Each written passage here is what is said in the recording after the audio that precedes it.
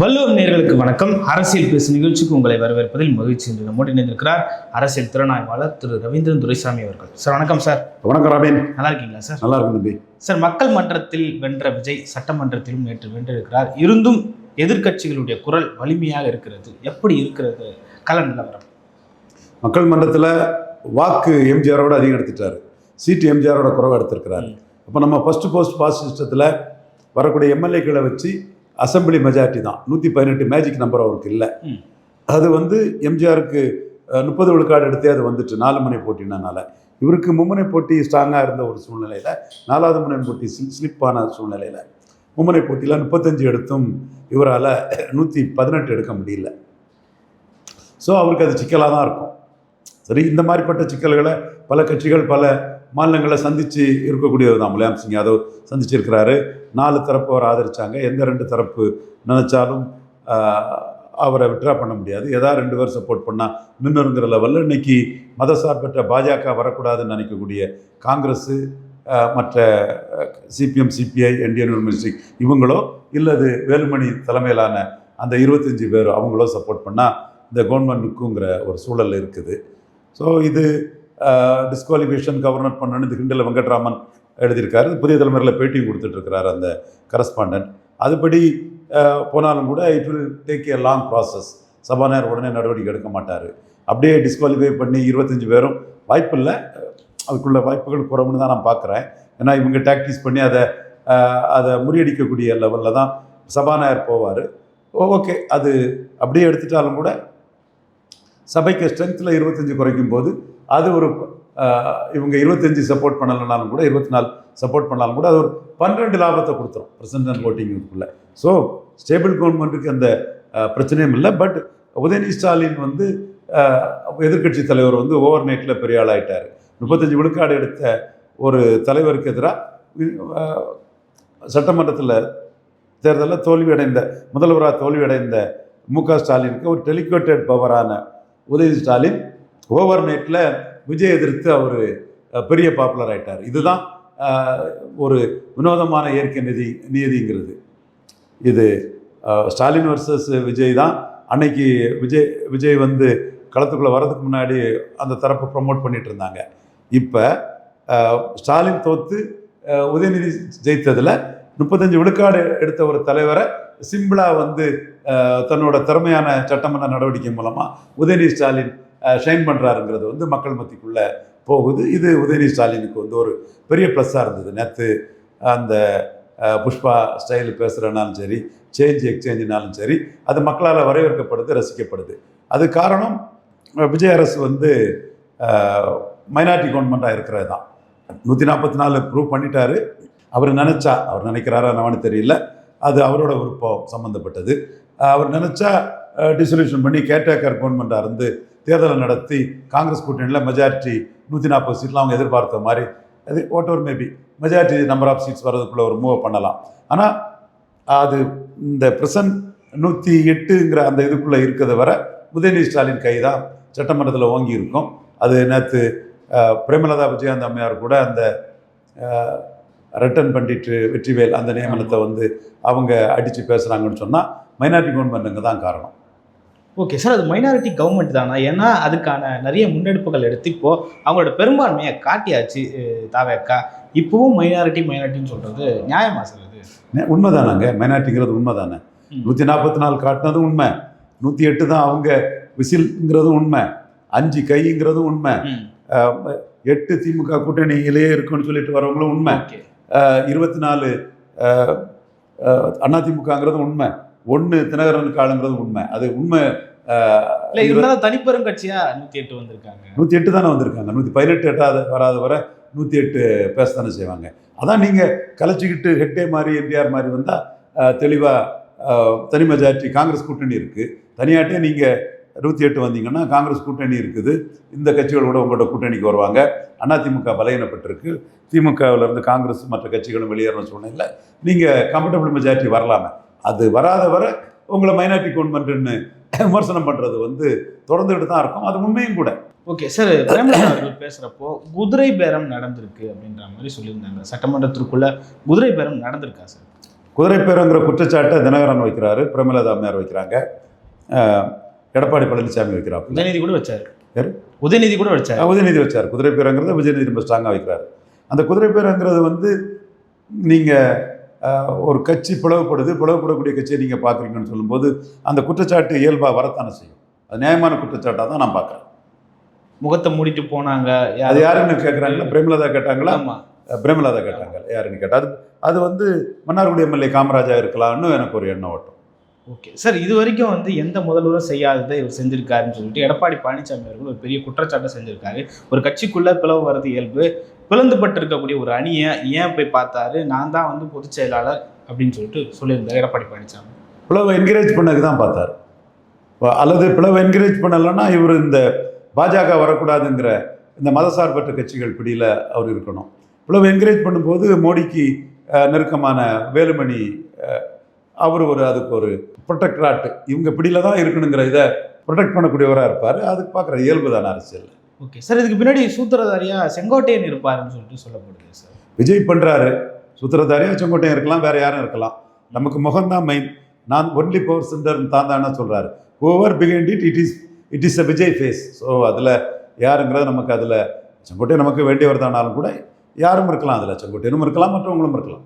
Sir, இந்த 25 பேர் வந்து ஆதரவு தெரிவிக்கிறதுனால அந்த கட்சி தாவல் தடை சட்டம் வந்து பாயுமா அப்படின்ற ஒரு கேள்வி. அது கண்டிப்பாக பாயுங்கிறதா இன்னைக்கு கிண்டில் எழுதியிருக்காப்புல. கட்சி மாறல் தரத்திட்டம் பாவாயினா தெரியுது. இதெல்லாம் does not favour ADMK rebels. But இதில் ஆக்ஷன் எடுக்க வேண்டிய ஸ்பீக்கர் டிலே பண்ணுவார். ஓகே, பட் அவங்க எடப்பாடி பழனிசாமி ஃபைட் பண்ணுவார். அவர் தெளிவாக எடப்பாடி பழனிசாமி ஃபைட் பண்ணுவார். இவங்க மீட் பண்ணதுக்கு எதிராட்டம் அவர் ஃபைட் பண்ணுவார். ஸோ இபிஎஸ் தரப்பு கொஞ்சம் நின்று ஃபைட் பண்ணக்கூடிய லெவலில் தான் நான் பார்க்குறேன். ஓகே சார், அப்படி வந்து ஏதாவது ஆக்ஷன் எடுத்தாங்கன்னா அந்த 25 தொகுதிகளுக்கான ரீஎலெக்ஷன்றது நடக்கிறதுக்கான அப்போ அதில் இருக்கவங்களாம் எனக்கு ரொம்ப வேண்டியவங்கப்பா. ஏன்பா நீ அவரை போட்டு உடனே நண்பர்களோட இதை வந்து பறிக்க நிற்கிற? உன்னோட யூகத்தின் அடிப்படையில் கேட்குறேன். ஒரு வேளையில் அவங்களெல்லாம் ரிசைன் பண்ண சொல்லிக்கிட்டு விஜய் அந்த மத்திய பிரதேசத்தில் காங்கிரஸ்லேருந்து எடுத்து பாஜக பண்ணாங்க இல்லையா, அந்த மாதிரி ஆட்சியை கவுழ்க்க பண்ணாங்கல்ல, அந்த மாதிரி ஆட்சியை காப்பாற்றுறதுக்கு பண்ணுற வேலையும் பண்ணலாம். கம்ஃபர்டபுள் இது அவங்க விசில் சின்னத்தில் நிற்க சொல்லி பண்ணலாம். பட் அவங்க அதுக்கு வந்து தயங்குறாங்க. விசில் சின்னத்துக்குள்ளே போனோம்னா நம்ம அரசியல் வந்து விஜய்க்கு மெர்சியில் ஆயிரும். அப்புறம் நம்ம அரசியல் வந்து ஓகே அவர் ஏதாவது வார்த்தை கொடுத்தா ஃபார்மாக கூட இருக்கலாம். அந்த இடம் என்னன்னு தெரியல. இவர் ஒய்எஸ்ஆர் காங்கிரஸ்லேருந்து வந்து சந்திரபாபு நாயுடு அமைச்சர் ஆகியிருக்காங்க. அது ஒரு ஆந்திரா முன் உதாரணம் வேற இருக்குது. அந்த மாதிரி ஒரு சூழல் கூட விஜய் நினச்சா வரலாம். பட் அவங்க அதிமுக சென்டிமெண்ட் அதிமுகன்னு போகிறாங்க. அது எப்படி அது பிக்கப் ஆகுது? கட்சிங்கிறது எடப்பாடி பழனிசாமி தான், அவர் தான் பொதுச் செயலாளர். இந்த இதிலெல்லாம் 10th ஷெட்யூல்லாம் தெளிவாக இருக்குது. அப்போ இதை எப்படி சபாநாயகர் வந்து இதை சப்போர்ட் பண்ணி இதை மாற்றி மறித்து பேசி இதை லூப்ஹோலை எடுத்து எப்படி கொண்டு போகிறாருங்கிறது வந்து ரொம்ப சிரமமான காரியமாக தான் நான் பார்க்குறேன். பட் இது கவர்னர் டிஸ்குவாலிஃபை பண்ண விரும்ப மாட்டார். கவர்னர் தான் டிஸ்குவாலிஃபை பண்ணணும், அவர் தான் அதாரிட்டி. ஸ்பீக்கர் வர்சஸ் ஜுடிஷியரிங்கிறது ஒரு பெரிய ஒரு சப்ஜெக்டு. பட் ஆனால் எஸ்டாப்ளிஷ்டு ஜுடிஷியல் நார்ம்ஸ் வந்து தெளிவாக வெங்கட்ராமன் எழுதியிருக்காரு. புதிய தலைமுறையில் கூட அந்த வெங்கட்ராமன் ஒரு பேட்டியை கொடுத்துட்ருக்கிறாரு. அதில் ஒன் அக்கேஷனுங்கிறது வந்து தான் மெயின். ரபிராய் தீர்ப்பில் ஒன் அக்கேஷனுங்கிற சொல்கிறாரு. அப்போ 1/3 இருந்து இப்போ உள்ள டைமில் ஒன் அக்கேஷன்லே 2/3 32 வரணும். ஒன் அக்கேஷனில் 32 வரல. பட் நம்ம ஸ்பீக்கர் வந்து நம்பரை ஏற்றி விட்டு 32 காட்டுறதுக்கும் அவர் தயங்க மாட்டார். ஸோ இது இல்லீகல் தான். பட் அந்த இல்லீகலுங்கிறத முடிவெடுக்கிறது ஸ்பீக்கர் வந்து இதுக்கு ஆதரவான ஒரு மனநிலையை காட்டிகிட்டு இருக்கிறாரு. தாவேகா ஸ்பீக்கர் அவர் அதை உடனே டிஸ்குவாலிஃபை பண்ணி இவங்களை எம்எல்ஏ பதவி இழப்புக்கு கொண்டு போவாராங்கிறது வந்து பெரிய கேள்வி தான். அவர் லீகல் பேட்டல் போயிட்டே இருக்கும். எப்படி வரும்னு நமக்கு சொல்ல தெரியல. இப்படித்தான் வரும்னு அறுதிட்டு உறுதி கூற முடியாது. ஏன்னா முடிவெடுக்க அதிகாரத்தில் இருக்கிறவர் வந்து வேலுமணி, சி.வி. சண்முகம், விஜயபாஸ்கர் இவங்களுக்கு ஆதரவான மனநிலைமையில் இருக்கிறாருன்னு நமக்கு தெளிவாக தெரியுது. சார் 2/3 இருந்தால் இந்த பிரச்சனையே இருந்திருக்காதுன்னு சொல்கிறாங்களே சார். 2/3 இருந்தால் இருந்திருக்காது. சட்டம் அதான் சொல்லுது. 2/3ன்னா அது இப்போ உள்ள ஆன்டி டிவிஷன் லா 2/3 ஏற்றுக்கிறது. 2/3 இருந்தால் அது ஒரு செப்பரேட் இதாட்டே ரெகனைஸ் பண்ணி கொடுத்துருவாங்க. ஓகே சார், சட்டமன்றத்தில் விஜய் 2 நாள் அவருடைய உரை ஆற்றியிருக்காரு. அவருடைய செயல்பாடுகள் சட்டமன்றத்தில் முதல் நாள் நல்லா இருந்தது. எல்லாரையும் பார்த்தது நல்லா இருந்தது. 2ஆவது நாள் உதயநிதி ஸ்டாலின் அவுட்விட் பண்ணிட்டார். அது காரணம் மைனாரிட்டி கவர்மெண்ட்டுங்கிற அந்த மைனஸோட வர்றதுனால தான் உதயநிதி ஸ்டாலின் அதை பேசி கால் ஷேடிங்கை பற்றி பேசி அதுக்கப்புறம் எக்ஸ்தல பதிவில் கவர்னர் வீட்டுக்கு டெய்லி அலைஞ்சிங்கலாம் பேசி உதயநிதி ஸ்டாலின் அவுட்விட் பண்ணுறாருன்னா இதுதான் காரணம். ஓகே சார், ஏற்கனவே பிளவுபட்டிருக்கிற அதிமுக மேலும் பிளவை நோக்கி போகிறதா என்ற ஒரு கேள்வி இருக்கு. ஏன் இந்த ரொம்ப குழப்பம்? பிளவு நோக்கி போகாது. எதிர குட்டையை நொட்டையோ சிறுசோ பெருசோ அதிமுக எடப்பாடி பழனிசாமி தான் சொன்னேன். இன்றைக்கும் அதிமுக எடப்பாடி பழனிசாமி தான், அதில் எந்த மாற்றமும் இல்லை. பட் பலகீனப்படுவாரா? வேலுமணியால் கொங்கு மண்டலத்தில் பலகீனப்படுவார், சிபி சண்முகத்தால் விழுப்புரத்தில் பலகீனப்படுவார், அன்பழகனால் தருமபுரியில் பலகீனப்படுவார். நான் அது பலகீனப்பட மாட்டார்னு சொல்ல வரல. இந்த தலைவர்களெல்லாம் லோக்கலாக செல்வாக்கான தலைவர்கள் தான். பட் தமிழகம் அறிஞ்ச அதிமுக தலைவர் எடப்பாடி பழனிசாமி ஒருத்தர் தான். நாம் அவருக்கு எதிராக 26 சொல்லி தான் நம்ம செய்தோம், பலகீனப்படுத்தணும். பட் நம்ம ஒரு உண்மையை ஒத்துக்கணும். எந்த உண்மையை எப்படி ஒத்துக்கிறோம்னா, எல்லாத்தையும் மீறி தானே அவர் 27 விழுக்காடு ஓட்டு எடுத்திருக்கிறார். இப்போ நீங்கள் பாஜக ஓட்டில் பெரும்பகுதி விஜய்க்கு போயிட்டு, அண்ணாமலை நீக்கத்தால் பெரும்பகுதி போயிட்டு, வந்த பகுதி எடப்பாடிக்கு தானே. ஒரு 11.5 பெரும்பகுதி ஓட்டு போடாத போது போட்ட பகுதி எடப்பாடியை ஏற்றுக்கிட்டு தானே போடுறாங்க. அடுத்தபடியாக பாமக ஓட்டு அது ஒரு 10.5 அவர் கூட இருக்குது. அண்ணாமலை நீக்கம் 2 ஜாதி கட்சின்னு நாம் அவருக்கு எதிராக பல சம்பவங்களை திருப்பினது. ஐயர் நாடார் என்ன செய்ய முடியும்னு கேட்டதுக்காக அவருக்கு எதிராக நாடார்களை 24லையும் 26லையும் திருப்பினது. தென் மாவட்டத்தில் போய் நின்று திருப்பினது. மோடி அவரை சிஎம் கேண்டிடேட்டாக சொல்லாதது. என்டிஏனாரு, அவரை சிஎம்னு மோடி பேசலை. இப்படி பல இடர்பாடுகளை அவர் சசிகலா அம்மையார் கேண்டிடேட் போட்டது. டைரக்டாக இவருக்கு எதிராட்டே சசிகலா அம்மையார் கேண்டிடேட் போட்டது. உதயநிதி ஸ்டாலின் சசிகலா காலில் விழுந்ததை காட்டி காட்டி எல்லார் இடத்துலையும் பிரச்சாரம் பண்ணது. தென் இவர் பிரச்சனை இல்லை, அன்புமணி ராமதாஸுக்கு எதிராக ராமதாஸ் நின்று கேண்டிடேட் போட்டது. எத்தனை இடர்பாடுகளை அவர் சந்திக்கிறாரு. இவ்வளவு இடர்பாடுகள் இவ்வளவு இதுகளையும் சந்தித்த பிறகு செங்கோட்டையை வெளியேறி விஜய்க்கு புயலில் எம்ஜிஆர் ஜெயலலிதா பேர சொல்லி விஜய் 10 தூளி பழனிசாமின்னு சொல்லி ரொம்ப கடுமையாக விமர்சனம் பண்ணது. இது எல்லாம் மீறி அவர் எடுத்த ஓட்டு அவர் தலைமைக்கு விழுந்த ஓட்டுங்கிறத நம்ம நாணயமாக நேர்மையாக ஒத்துக்கிறது தானே ஒரு சரியான ஒரு செயலாக இருக்கும். நம்ம சொல்லி தான் 24 செய்தோம், 3 இடத்துல டெபாசிட் இழக்க வச்சோங்கிறத நம்ம கிளைம் பண்ணுறோம். நெல்லை டெபாசிட் இழப்பு, தூத்துக்குடி டெபாசிட் இழப்பு, கன்னியாகுமரி டெபாசிட் இழப்பு. 26லையும் எதிராக தான் நம்ம செய்தோம். பட் 26ல் அவர் அதே மீறி ஓட்டு எடுத்திருக்காருன்னு சொல்லும்போது, எடுத்த ஓட்டு நம்மளை மீறி, அண்ணாமலையை மீறி, விஜய் தரப்பை மீறி, உதயநிதி ஸ்டாலின் நக்கல் நையாண்டியை மீறி, சசிகலா மீறி, ராமதாஸை மீறி, அண்ணாமலையை மீறி எடுத்த ஓட்டை தமிழ்நாடு அளவில் அவருக்குன்னு நம்ம சொல்லி அடுத்த கட்டம் நகர்றது தானே நம்மளோட நேர்மையான நாணயமான உண்மையான பார்வையாக இருக்க முடியும். விஜய் 27 to 30 வரை வருவாருன்னு கணக்கு போட்டோம். 35 வந்துட்டாருங்கிறத அக்செப்ட் பண்ணும்போது எடப்பாடி தலைமைக்கு தானே 27ங்கிறதையும் நம்ம ஒத்துக்கிடணும். அதே வேளையில் செங்கோட்டையம் போனதில் எடப்பாடிக்கு 24 ஓட்டுக்கு மேலே ஒரு பாதிப்பு இருந்த மாதிரி, சிபி சண்முகம் போனதுலையும் அன்பழகம் போனதுலையும் இவர் விஜயபாஸ்கர் போனதுலையும் பாதிப்பு இருக்குங்கிறதையும் நம்ம பதிவு பண்ண முடியும். அந்த பாதிப்புங்கிறது ஸ்டேட் வைடு பாதிப்பாக எப்படி எடுக்க முடியும்? மாநில அளவிலான ஒரு பாதிப்பாக எடுக்க முடியாது இல்லையா? இப்போ எஸ்கி சுப்பையா போயிட்டாரு, அம்பசமுத்திரம் ஒரு பாதிப்பு தான். அது எஸ்கி சுப்பையாவால் மற்ற இடங்களில் பாதிப்புன்னு எப்படி எடுக்க முடியும்? தளவாய் நிற்கிறாரு, அது கன்னியாகுமரியில் அவருக்கு ஒரு ப்ளஸ் தான்.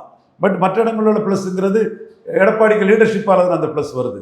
ஓகே, நீங்கள் தெளிவாக நீங்கள் பார்த்தீங்கன்னா அவர் 2019 சந்திச்சிருக்காரு, 21 சந்திச்சிருக்காரு, 24 சந்திச்சிருக்காரு, 26 சந்திச்சிருக்காரு. 4 பெரிய தேர்தலை சந்தித்து ஒரு 20 விழுக்காடுக்கு மேலே அவர் இருக்கத்தானே செய்கிறாரு. இனிமேல் தமிழக அளவில் அந்த ஓட்டு அவருக்கான ஓட்டு.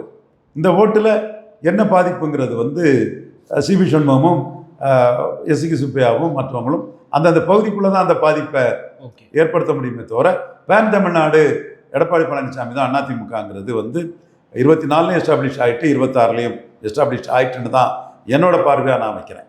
ஓகே சார், இருந்தாலும் இது 11வது தோல்வி. எதிர்கட்சியாக இருந்த கட்சி 3வது கட்சியாக போயிடுச்சு.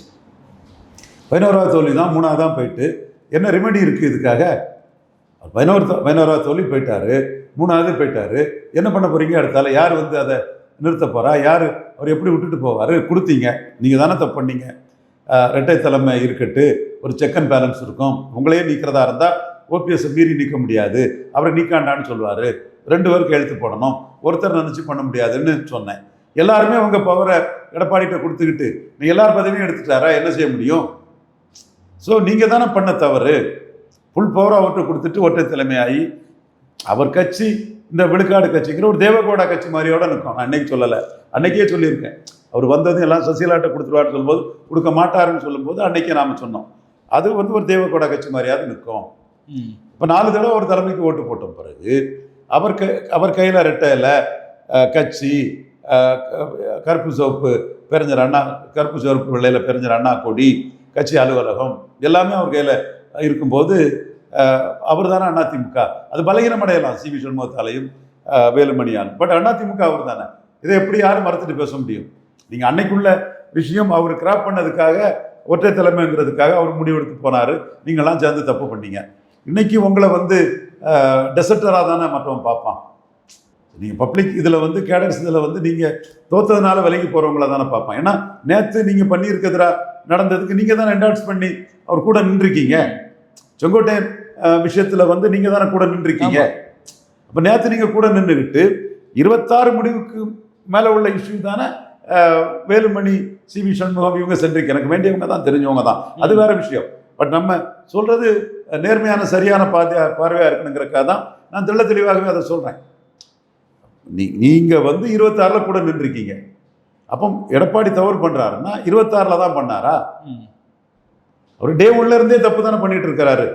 அந்த தப்பெல்லாம் என்டார்ஸ் தானே பண்ணியிருக்கீங்க நீங்கள். அப்போ இப்போ நீங்கள் விலகி போறீங்கன்னா அந்த இடத்துல நான் தான் அதிமுகனே அவர் நிற்பார். ஓகே சார், 26 பண்ண தவறு தான் ஏற்றுக்க முடியாத தவறு. அதாவது திமுகவுடைய கூட்டணி வச்சு ஆட்சி பிடிச்சிடலான்னு ஒரு சூழ்ச்சி நடந்தது அப்படின்னு பேசுறாங்க. திமுகவும் அதிமுகவும் தான் விஜய் கிட்ட அடிபட்டு போயாச்சு. ஓகே, விஜய் தான் நம்பர் 1 ஆயிட்டாரு. திமுக நம்பர் 2, அதிமுக நம்பர் 3 ஆயிட்டு. உடனே சேரலனாலும் நாளைக்கு நீங்க சேர்ந்து தான் தீரணும். நீங்க என்ன பார்ப்பீங்க? விஜய்க்கு ஓட்டு வந்து ஒன் டைம் ஓட்டா டிசிபேட் ஆகுமா ஆகாதாங்கிறது. ஒரு உள்ளாட்சி தேர்தல் வருது தமிழக அளவில், விஜய் வந்து டைரக்ட் ஃபைட்டுக்கு தான் போவார்னு நினைக்கிறேன். அதுலேயும் அவர் நம்பர் 1 ஆகிட்டார். இப்போ காங்கிரஸ் அவர் கூட போயாச்சு. அப்போ அதுக்கப்புறம் திமுக அதிமுக சேர்ந்தா தானே விஜய் தோக்கடிக்க முடியும். இன்னைக்கு நடக்கலாம், இன்னைக்கு ஒரு நாள் நடக்கணும்னு சொல்றீங்களா சார்? விஜய் நம்பர் 1ங்கிறது கன்சால்டேட் ஆயிட்டுன்னா 2 பேரும் சேர்ந்து தானே தீரணும். அதாவது இது ஒன் டைம் தான் விஜய் நம்பர் 1, செகண்ட் டைம் அவர் நம்பர் 1 இருக்க மாட்டார். ஏன் ஓட்டு போட்டோன்னு நினைக்கிறான்லாம் ஸ்டாலின் பதிவு பண்ணல. அது உண்மையாக ஆகாத வர இல்லை விஜய் தான் நம்பர் 1ன்னு இன்னொரு தேர்தல் முடிவு பண்ணிட்டுன்னா சேர்ந்து தானே ஆகணும் சார். இது வந்து யூனிவர்சல் தேரி. அதுதான் நான் சொல்கிறேன். இவன் நீங்கள் பிரிசனரா பாஸ்டா திமுக அதிமுகன்னு பேசுகிறதுல அர்த்தம் இல்லை. Defeated fours are losers will join together. Okay, தோத்து போனவங்க ஒன்று சேர்ந்து தானே தீரணும். நெக்ஸ்ட் பெஸ்ட் ஆப்ஷனுக்கு என்ன பண்ணுவீங்க? ஒரு ஃபர்ஸ்ட் ஆப்ஷன் நீங்கள் தனிச்சு ஆட்சியை பிடிச்சிடலாம், அல்லது நீங்கள் ஒரு அணி அமைச்சு ஆட்சியை பிடிச்சிடணும்னு நினைக்கிறீங்க. 2 பேர் நினைக்கிறீங்க. 2 பேருமே ஜெயிக்கல. 3வது ஒருத்தர் வந்து நம்பர் 1 ஆகிட்டாரு. அது டெம்பரரி தாங்கிறீங்க. இல்லை இன்னொரு எலெக்ஷன்லையும் அவர் அதை சாதிச்சு நிரந்தரமாட்டு ஆகிட்டார். அவர் என்னோட வாக்கு வங்கி 35+. அது ஒரு கொஞ்சம் குறைஞ்சாலும் கூட பிரச்சனை இல்லை. கொஞ்சம் 35 இருந்தாலும் அல்லது கொஞ்சம் கூடுதல் குறையுது, 2வது விஷயம். அவர் கூட கூட்டணி வருது. அவர் கூட இப்போ லாஜிக்கலாக பாருங்கள், 35 அவர் எடுத்துட்டாரு. திமுக கூட்டணியில் இருந்த Congress 9 MP, Kumbakonam municipal chairman 5 MLAவோட போகிறாங்க. எனக்கு அந்த கட்சிக்கு ஒன்றும் பெரிய ஓட்டு இருக்குன்னு நான் கருதலை. ஏன்னா அந்த ஓட்டை தான் அவங்க தாவேக்காவுக்கு ஏற்கனவே போட்டு முடிச்சுட்டாங்களே. என்றாலும் ஒரு 3 விழுக்காடு போடுவோமா? 38. திமுக குறையுது. இந்த ஒரு 4 பேர் இந்தியன் யூனியன் முஸ்லீம் லீக்கு, CPM, CPI, VCK இவங்களும் ஈக்வி டிஸ்டன்ஸ் கீப் அப் பண்ணுறாங்க. திமுக அணியில் இருக்கும், பாஜக வந்துடக்கூடாதுன்னு எங்கே சப்போர்ட் பண்ணுவோன்னு பாஜக எதிர்ப்புன்னு ஒரு இதை பண்ணுறாங்க. அப்போ திமுக டைரக்டாக ஒரு காங்கிரஸ் இதில் ஒரு பலகீனப்பட்டாச்சு. இந்த கட்சிகள் வரும், ஆனால் வராது பாணியில் இருக்காங்க, ஆனால் இருக்க மாட்டாங்கங்கிற பாணிக்குள்ளே இந்த 4 பேரும் இங்கே உள்ள வந்தாச்சு. எல்லாருமே வந்து ஆளுங்கட்சிங்கிற லெவலுக்குள்ள ஒரு அனுசரித்து போகிறதுக்குள்ள ஒரு தன்மைக்குள்ளே எடுப்பாங்க. அரசியல் இயல்பு தானே, அரசியல் அதிகாரம் தொடர்பான தானே அரசியல். ஸோ அடுத்த கட்டம் இதில் வந்து டைரெக்டாக காங்கிரஸால் விஜய் பலம் பெற்றுட்டார். அடுத்து அதிமுகவில் 25 பேர் கடைசியாக நம்ம வந்து திமுக எதிர்ப்புங்கிற ஒரு போர்வையை போத்திக்கிட்டு தவேக்கா தான் போகிறாங்க. அதுலேயும் விஜய் பலம் பெறார். அதிமுக பலவீனம் அடையுது. என்றாலும் விஜய்க்கு 35 ஏற்றுக்கிட மனசு இல்லாமல் இன்னொரு எலெக்ஷனை பார்ப்போன்னு உள்ளாட்சி தேர்தலில் பார்க்க தான் செய்வாங்க. அதனால தான் சனாதன எதிர்ப்புன்னு அந்த போன ஓட்டெல்லாம் வந்துரும்னு உதயநிதி ஸ்டாலின் ஒரு பிஜேபிக்கு ஆளுன்னு சொல்லிட்டா அந்த ஓட்டெல்லாம் நம்மகிட்ட வந்துடும், நம்ம கட்சி மீண்டும் 40 விழுக்காடுக்கு மேலே உள்ள பலத்தில் வந்துடலான்னு உதயநிதி ஸ்டாலின் சனாதன எதிர்ப்புன்னு அவர் அந்த மூவ் எடுக்கிறார். தப்பு இல்லை.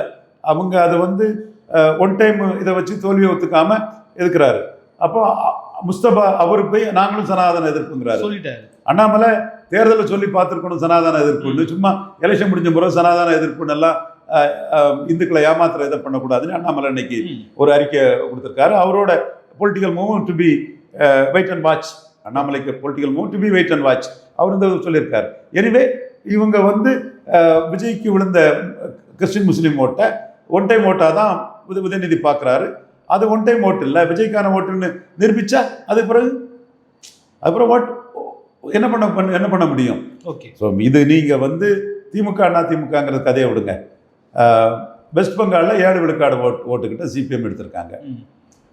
மம்தா பானர்ஜி வந்து காங்கிரஸ் ஃபைட் பண்ண முடியாமல் காங்கிரஸ்லேருந்து வெளியேறி வந்து அந்த ஃபைட்டை கொடுத்து காங்கிரஸ்லேருந்து வெளியேறி வந்து ஃபைட்டு கொடுத்து காங்கிரஸ் செய்ய முடியாததை மம்தா பானர்ஜி செய்கிறாங்க. அப்போது ஜோதி பாசுவை டச் பண்ண முடியாமல் பல தேர்தல்களை சந்தித்து மகா ஜூட் வச்சு பல இதுகள் அவங்க அரசியல் டெவலப் பண்ணி கம்யூனிஸ்ட்டை எப்படி தோக்கடிப்புன்னு சொல்லி கம்யூனிஸ்ட்டை உடச்சி பிரித்து எரிஞ்சு மேய்ஞ்சி அவங்க ரஞ்சன் பட்டாச்சாரியார் தலைமையில் கம்யூனிஸ்ட்டை தோக்கடிச்சிடுறாங்க. இப்போ பாஜக அவங்களையும் தோக்கடிச்சிருது, கம்யூனிஸ்டும் தோக்கடிச்சிருது. ஏன்னா இன்னும் கம்யூனிஸ்ட் மம்தா எதிர்ப்பு அரசியலாக பண்ண முடியும். ஒரு 2 பேரை தான் தோக்கடிச்சிட்டு பாஜக மேலே ஏறி வந்து நம்ம மகிஷி கம்யூனிட்டி ஒரு மீன்பிடி தொழிலை மையமாக கொண்டு அது ட்ரெடிஷ்னல் மீன்பிடியிலே இல்லாத சுதந்த அதிகாரி ஒரு ஓபிசி கம்யூனிட்டி, அவங்க லேண்டு தொழில் அந்த மாதிரி போன ஒரு கம்யூனிட்டி. இப்போ நாடார் டாடி டேப்பர் ஒரு தரப்பு விருதுநகர் இங்கெல்லாம் லேண்டு அது இதுலாம் இப்போ அதே மாதிரி மீனவர் சமுதாயத்தில் உள்ள ட்ரெடிஷனை வந்து இன்னொரு சைடு விவசாய இதில் ஆகி வந்த மகிஷிந்த அதிகாரின்னு ஒரு வெஸ்ட் பெங்கால் ஓபிசி தலைவர் சுவண்ட அதிகாரி பிஜேபி வந்து கயஸ்தா பிராமினுக்கு எதிராக ஒரு ஓபிசியை வெஸ்ட் பெங்காலில் மோடி கொண்டு வந்து சிஎம் ஆக்கி விட்டுட்டாரு. அப்போ பாஜக ஜெயித்தாச்சு, அதில் வந்து கம்யூனிஸ்டும் தோத்தாச்சு, மம்தாவும் தோத்தாச்சு. எனுமே நாளைக்கு வெற்றி பெற்ற பாஜகவை மீண்டும் தனித்தனியாக நின்னா பாஜகவுக்கு தானே வாய்ப்பு அதிகம். அப்போ அவங்க செகண்ட் பெஸ்ட் ஆப்ஷன் சேர்ந்து போகிறது தானே அவங்களுக்கு. முலாயம் சிங் யாதவ் லாலு யாதவ் நிதிஷ்குமார்னாலும் சரி, முலாயம் கன்சிராமனாலும் சரி, மப்டி முகமது சைடு உமர் அப்துல்லானாலும் சரி, இடத்த ஸ்லிப் பண்ண பிறகு 2-3 சேர்றது இயல்பு தானே. தோற்று போனவங்களும் ஒன்றா சேர்ந்து தானே ஜெயலலிதா அம்மையார் வந்து 98 வெற்றி பெற்ற திமுக தமாகவை தோக்கடிச்சாங்க. 62 தோற்று போனவங்களாம் ஒன்று சேர்ந்து தானே 67 காமராஜர் தோக்கடிச்சாங்க. ஸோ தோற்று போனவங்களாம் ஒன்றா சேர்றது வந்து இயல்பானது தான். பட் வெற்றியை அவங்க அக்செப்ட் பண்ண மாட்டாங்க. இப்போ ஸ்டாலின் அக்செப்ட் பண்ணலை. நான் அதை வந்து கிரே ஏரியாவை வச்சிடுறேன். வெற்றி பெற்றது உண்மை, அது 2வது கன்சால்டேட் ஆகலாம், டிசிபேட் ஆகலாம். 2வது கன்சால்டேட் ஆகிட்டுன்னா அப்போ 2வது தேர்தலுங்கிறது உள்ளாட்சி தேர்தல் தான் பார்ப்பாங்க. உள்ளாட்சி தேர்தலையும் தாவேக்கா நம்பர் 1 ஆகிட்டு காங்கிரஸ் கூட்டணியோட. தென் ஆட்டோமேட்டிக்காக அதுக்கப்புறம் அவங்க 2-3 ஒன்று சேர்ந்து தானே ஆகணும். இது இயல்பாக நடக்கக்கூடியதுங்க. நீங்கள் வந்து 1000 பேசலாம், அந்த நிலைமை மச்சு வாட்டர் காஸ் ஃப்ளோன்றது பிரிட்ஜ், அந்த நிலைமை மாறிட்டு 2 பேரும் தோத்துக்கிட்டு ஒருத்தனுக்கு எதிராக நீ தான் எனக்கு எதிரி நான் தான் அவனுக்கு எதிரி பேசுறதுல அபத்தம் கிடையாதுல்லங்க. இது அபத்தமான பேச்சு, களம் மாறிட்டுங்கிறத புரியாத பேச்சு, பிரிசனரா பாஸ்டா இருந்து பேசக்கூடிய பேச்சு. எஸ், ஒரே ஒரு சான்ஸ் கொடுங்க. இது ஒன் டைம் ஓட்டுன்னு சொல்லக்கூடியவங்க அது ஒன் டைம் ஓட்டா இல்லையான்னு ஒரு உள்ளாட்சி தேர்தலில் டைரக்ட் எலெக்ஷன் தான் விஜய் வைப்பார். அதிலே அவர் நிரூபிச்சிட்டாருன்னா அவர் தான் நம்பர் 1 ஆயிரும். அதுக்கப்புறம் இதுதான் நேச்சுரல். இது நாம எதுக்கு எதிர்பார்க்கணும், நமக்கு சுயநலம் இருக்கு. 29 நாட்கள் இருக்குது.